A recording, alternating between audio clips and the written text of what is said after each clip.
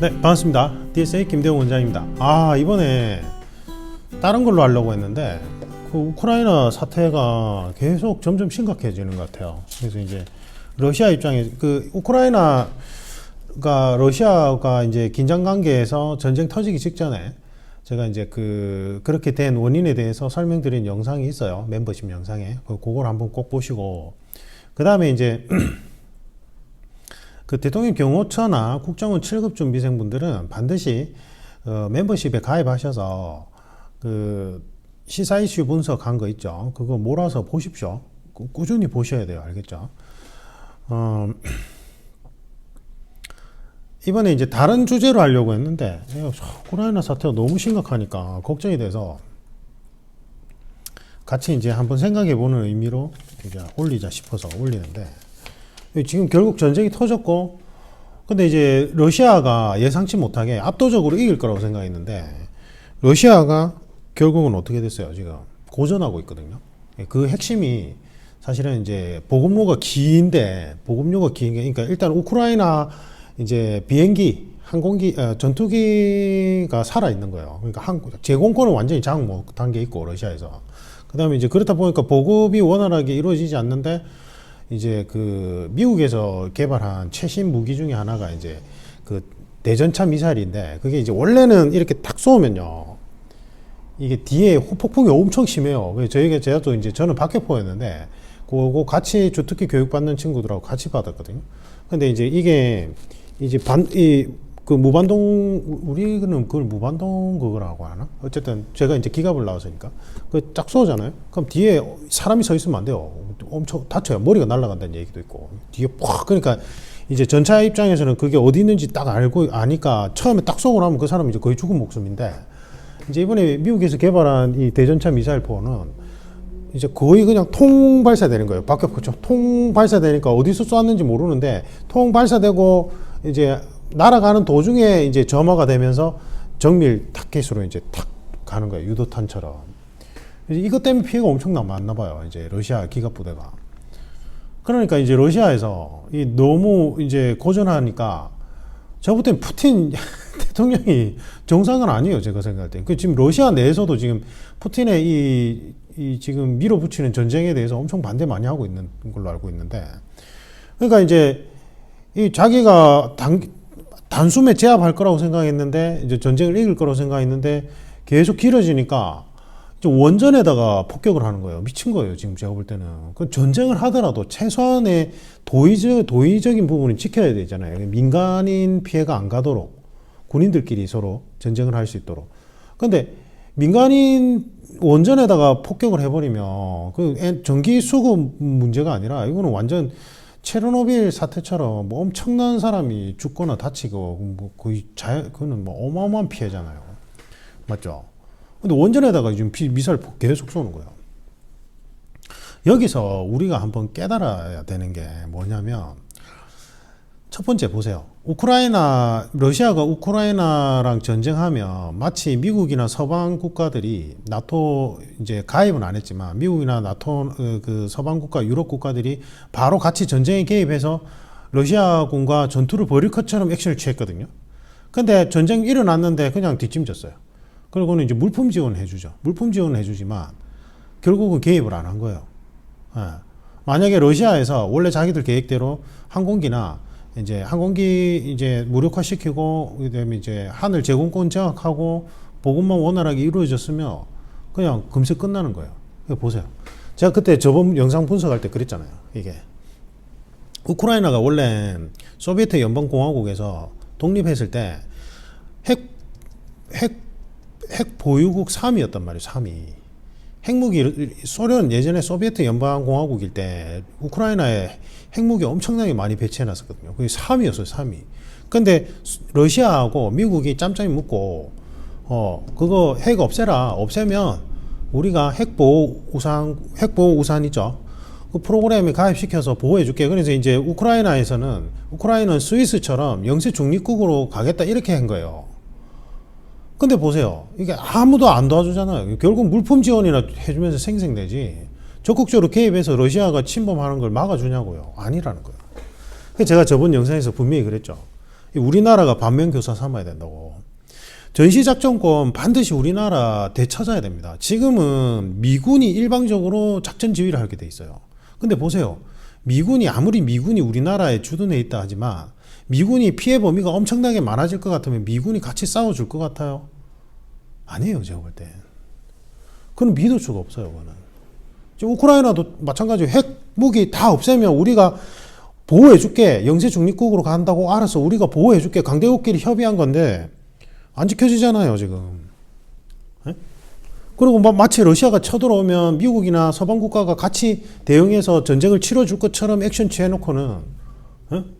그냥 가만히 있잖아요.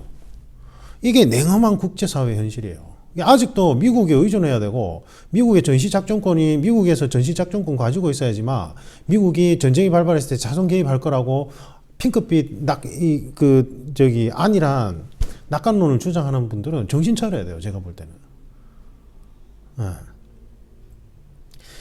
그 어떤 나라도 무력 자체를 다른 나라에 의존하면 그거는 독립국가로서 힘을 상실하게 돼요. 네. 그래서 전시작전권은 반드시 되찾아와야 돼요. 미군이 단계적으로 철수한다 하더라도 전시작전권을 되찾아서 우리나라 자체 군이 강해지는 방법을 찾아나가야지 계속 미군한테 의존해가지고 뭐 할 거냐고요. 옛날에 우리가 미군한테 무기를 많이 수입했잖아요. 그래서 미군의 그 군수업체들이 다 썩어 문드러지는 거 있죠. 폐기 직전에 무기를 우리나라에 팔아먹었어요. 근데 무기는 단순히 그 무기만 사는 게 끝이 아니라 그 무기를 운영하는 시스템도 같이 도입해야 되는 거예요. 그렇게 되면 미군한테 우리나라 군의 운영 시스템이 그냥 다 까발려지는 거예요, 그게. 아무리 동맹국가라 할지라도. 그래서 그러한 비판이 일어나니까, 그리고 그 이제 쓰레기 같은 무기들 다 사오면서 리베이트 비용으로 엄청나게 국가 예산 소모가 진행되니까 이제 프랑스나 그 다음에 러시아 쪽에 무기를 적극적으로 수입하면서 그쪽에 무기 운용 체계도 같이 수입하면서 우리가 자체 개발하는 쪽으로 방향을 잡았단 말이에요. 근데 그때도 어떻게 했는 줄 아세요? 그때 뭐 프랑스 전투기나 그 다음에 러시아 미사일이나 이런 거 도입해서 우리가 자체적으로 기술 개발하는 쪽으로 가자. 미군한테 뭐 의존하지 말자 했을 때 전부 매국노라고 했어요. 에? 친미 경향의 사람들이 매국노라면서 저러면 안 된다면서 그랬는데 지금 우리나라 군대 보세요. 최강의 미사일 보유국이에요. 현무 시리즈. 그리고 전 세계 전차하며 자주포 수출하고 있잖아요. 특히 자주포. 가성비 끝장이에요. 가성비 대비 효과 끝장이라고. 그때 친미 성향의 사람들이 매국노처럼 몰아갔던 그 사람들 지금 어디 있냐고요. 그러니까 아니 나는 미국을 싫어하는 것도 아니고 저는 미국이 우리나라 혈맹이자 우방국가인 게 저는 좋아요. 당연히 그렇게 해야 돼요. 멀리 있는 나라를 혈맹으로 잡아야 돼요. 가까이 있는 나라를 혈맹으로 잡으면 안 되고. 이거는 그냥 전략 전술이에요. 근데 그렇다고 해서 의존하는 건 아니라는 거예요. 지금 전시작전권이 계속 거기 미국에 의존하려고 하면 안 돼요. 우리나라가 자체적인 강군으로 가야 된단 말이에요. 근데 지금 보세요. 모르겠어요. 장비의 질은 개선되고 있지만 군인에 대한 예우나 군인들의 이제 그 처우 개선 문제 보세요. 아직도 멀었어요. 제가 볼 때는. 그래서 해군에 보면 제가 이제 해경분들 코칭해 보면 해군의 정말 우수한 인재들이 계속 줄줄이 해경으로 가요. 물론 뭐 해경도 전쟁이 발발하면 이제 중군사 조직제처럼 지원이 들어가기 때문에 그게 나쁜 건 아닌데, 근데 그렇게 그 현상을 뒤집어 보면 군이 너무 이제 처우가 안 좋고 우리나라 사람들이 군에 대한 인식 개선이 필요한 거예요. 예. 강한 군대를 보유하고 있어야지만 평화가 유지돼요. 만약에 우크라이나가 부정부패가 없고 강한 군대를 보유하고 있었다면, 그리고 그때 핵무기를 포기 안 했다면 러시아가 저렇게 함부로 할 수 있었겠냐고요. 절대 함부로 못해요. 제가 볼 때는.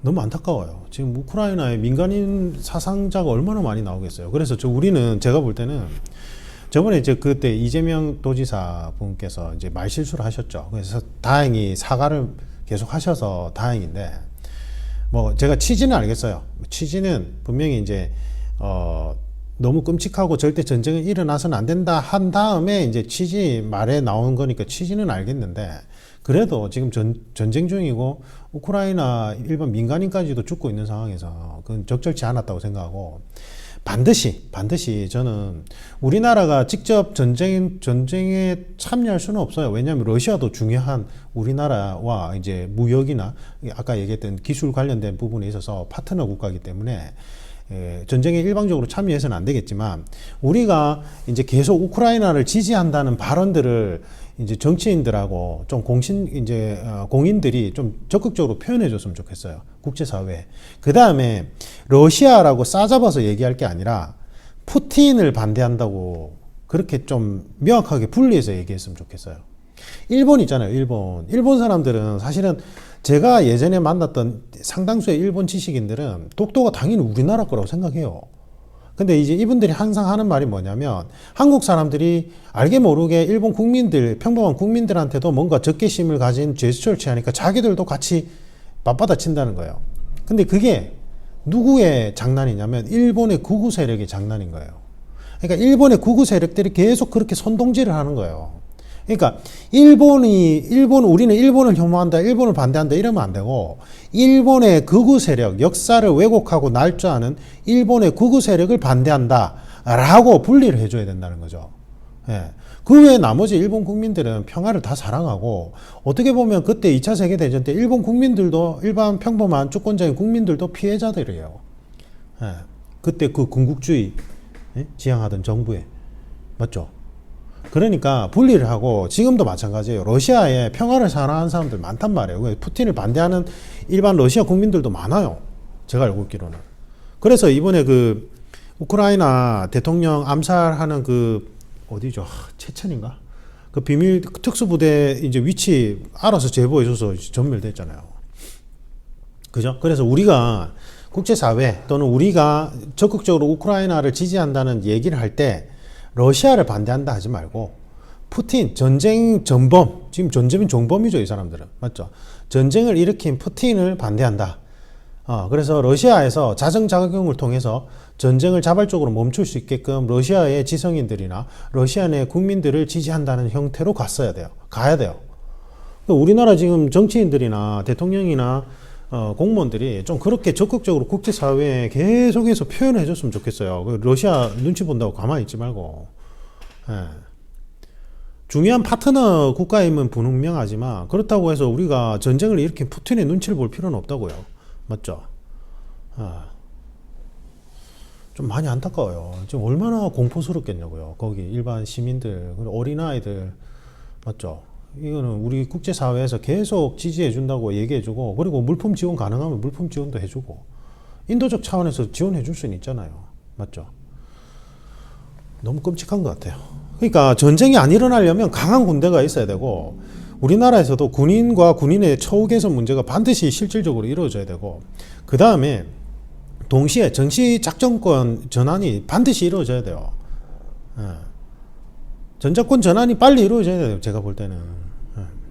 자꾸 미국한테 뭐 의존해서는 안 된다니까요. 보세요. 우크라이나도 반드시 미국이 보호해 줄 거라고 생각했을걸요. 미국이나 유럽 국가들이. 아니잖아요. 뚜껑 열어보니까. 개입 안 하잖아요. 말로만 그랬던 거예요. 말로만. 물론 이제 인제사 뭐 물품 지원해주고 하지만, 그거랑 같이 군인들이 참여해줘서 러시아군과 대응하는 건 다른 문제잖아요. 뭐 3차 대전을 걱정해서 뭐 그랬다고 얘기하는 사람들도 있던데, 어쨌든 내가 볼 때는 독립국가라면 스스로 강한 힘을 가지고 있어야 되고, 강한 군대를 가지고 있어야 돼요.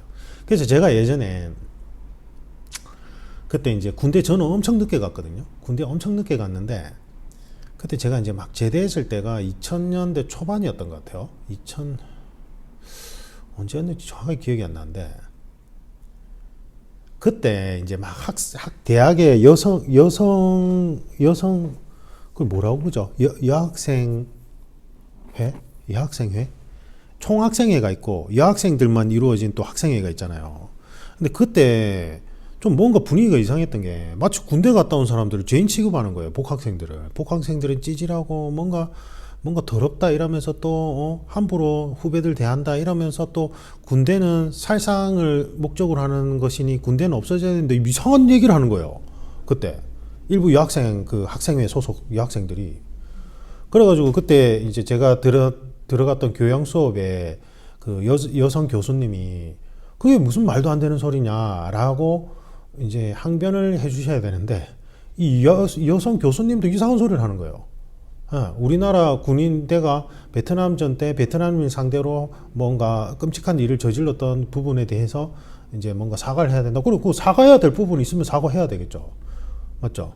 근데 어쨌든 우리나라가 그때 참전했던 거는 일본하고는 경우가 달라고. 일본하고 우리나라 그때 베트남 참전했던 우리나라 군대와는 뭔가 같은 선상에 놓고 비판을 하시던데 아니죠.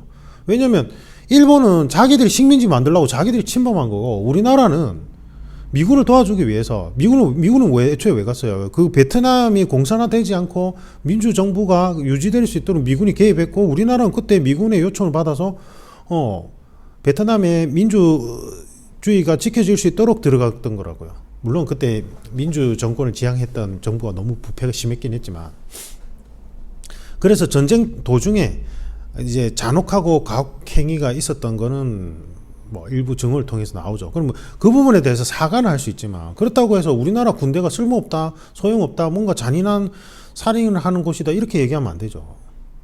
지금 분단 국가에서 우리가 두 다리 뻗고 잘 잘 수 있는 건 군대가 있어서 그래요. 맞죠? 그리고 이스라엘처럼 여성분들도 다 군대 가는 것도 아니고 말이야. 맞죠? 여성분들 대신에 남자들이 군대를 가잖아요. 그죠? 저는 그때 이제 명호부대 막 제대하고 되게 자부심이 있었어요. 왜냐하면 진짜 힘들었거든요. 진짜 힘들었어요. 군생활이 너무 힘들었어요. 특히나 나이가 먹고 가니까. 와, 너무 힘들었거든요. 그래도 제가 명호부대에서 그래도 우리가 국방의 의무를 한 거에 대해서 되게 자부심을 가지고 학교에 복학을 했는데 이상하게 그런 일부 다 그런 게 아니에요. 일부 여학생분들 그렇게 분위기를 몰아가니까 여성 교수님들하고 너무 실망스러운 거예요. 그래서 제가 그때 교양 수업 때 열변을 토했어요. 토론이 마침 진행되기 때. 그러면 만약에 제가 그냥 단순하게 뭐라고 얘기했냐면 군대가 없으면 어떨 것 같냐고 물어봤어요. 제가. 우리가 일본의 식민지가 된 건 뭐예요? 제대로 된 정부 운영 체계가 없었고 제대로 된 군대, 조선군이 시대에 맞지 않게 산업화가 현대 재래식 활 쏘고 그 무기를 적극적으로 받아들여서 군인에 대한 대우가 안 돼서 국가 기능이 마비된 상태였죠. 조선 말기에는. 그렇다 보니까 지금 일본의 식민지가 돼서 인체 실험 당하고 여성들은 다 강간당하고 일본 군인들한테 남자들은 노예처럼 끌려가서 소처럼 말처럼 일하고 일본인들이 어떻게 했어요 그때? 그 당시 때 일본인들이 조선 식민지화 할 때 단계별로 했을 때 나중에는 우민화 정책까지 했죠. 우민화 정책 맞나요? 그러니까 딱 초등학교 교육만 받게 하고 왜냐면 일단 일을 시키고 노예처럼 부리려면 맑게 알아들어야 되니까 초등학교 교육까지만 받게 하고 그 이상 중고 등 교육은 못 받게 하는 거예요. 일부러. 그 노예처럼 부리 먹으려고. 군대가 없으면 그렇게 되는 거예요. 맞죠? 그럼 군대가 없으면 과연 평화가 지켜질 것인가? 단순한 거잖아요. 아무도 말을 못해.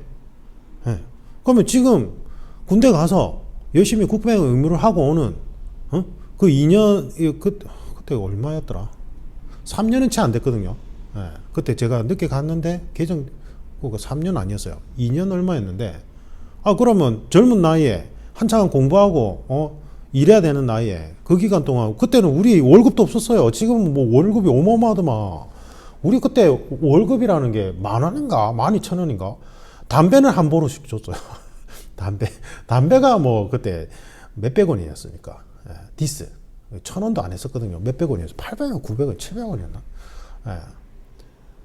그러니까 그럼 그때 그 시간에 국방의 의무를 위해서 그럼 저희는 제가 명호부대에서는 맨날 거의 실탄 전술 사격 훈련을 계속 하는데 거기서 다치거나 죽은 사람도 많아요. 그 다음에 최전방 부대는 그 지뢰 매설된데 철책 쪽에 수색 정찰하는 사람들 발목 날아가고 말이야. 그분들은 뭐예요 그러면? 그 제가 막 질타했거든요. 아무도 말을 못해. 정작. 제가 맞냐 아니냐 이렇게 다 제가 너무 화가 나는 거예요. 그러니까 다들 고개가 끄덕끄덕해. 이게 뭐예요? 그냥 아무 생각 없이 그냥 분위기에 휩쓸려 가지고 그 당시에 분위기에 휩쓸려서 그렇게 얘기하는 거예요. 일부예요, 일부. 당연히 일부죠, 일부. 다 모든 여성 여대생들이나 모든 여성 교수님들이 그랬다는 게 아니고 극히 일부 분위기에 휩쓸려서. 우크라이나 사태를 보면서 우리가 국제사회에 우크라이나를 지원한다, 지지한다. 그 다음에 러시아 자체는 우리가 파트너 국가로서 지지할 수는 있지만, 러시아의 푸틴, 그리고 전쟁을 일으킨 푸틴과 그 일당들에 대해서는 우리가 절대 용납할 수 없다, 지지할 수 없다. 이런 것들을 적극적으로 어필하면서 우리가 배워야 되는 거는 뭐예요? 강한 군대. 강한 군대가 평화를 유지할 수 있다고요. 평화를 유지하기 위해서라도 강한 군대가 필요하고, 군인에 대한 예우, 그리고 군인들의 처우 개선, 그 다음에 반드시 전작권이 회수가 돼야 돼요. 자꾸 미국한테만 의지하려고 하면 안 된다고요. 그건 독립국가가 아니죠. 그게 어떻게 독립국가예요? 맞죠? 다행히 우리나라 전투력 순위가 6위로 상승됐죠. 맞죠? 더 올라가야 돼요, 우리나라는. 왜냐하면 강대국 사이에 끼어 있는 나라이기 때문에 군사력, 전투력 순위가 더 많이 올라가야 돼요, 제가 생각할 때는. 덩치는 작지만 누구도 함부로 할 수 없는 국가. 맞죠? 그거는 강한 군대를 통해서, 평화는 강한 군대를 통해서.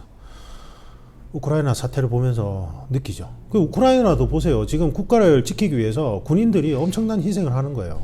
전쟁이 일어나면 군인들이 그 국가를 위해서, 우리 일반 민간인들을 위해서 엄청난 희생을 하는 거예요. 지금 전쟁이 없고 군인들이 마치 놀고 먹는 것 같다 보인다고 비판할 게 아니라고요. 그건 어리석은 거예요. 그죠?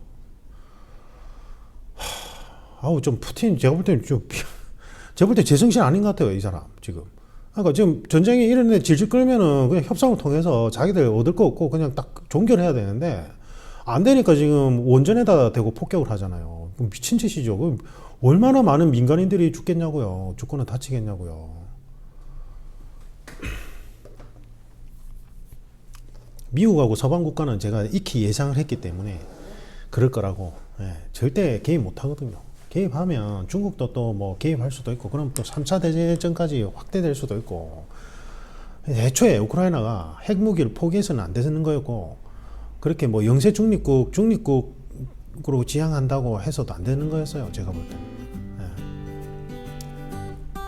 우리나라가 배울 점이 많은 것 같아요. 아무쪼록 전쟁이 빨리 끝났으면 좋겠습니다. 너무 끔찍합니다. 그죠? 이상입니다.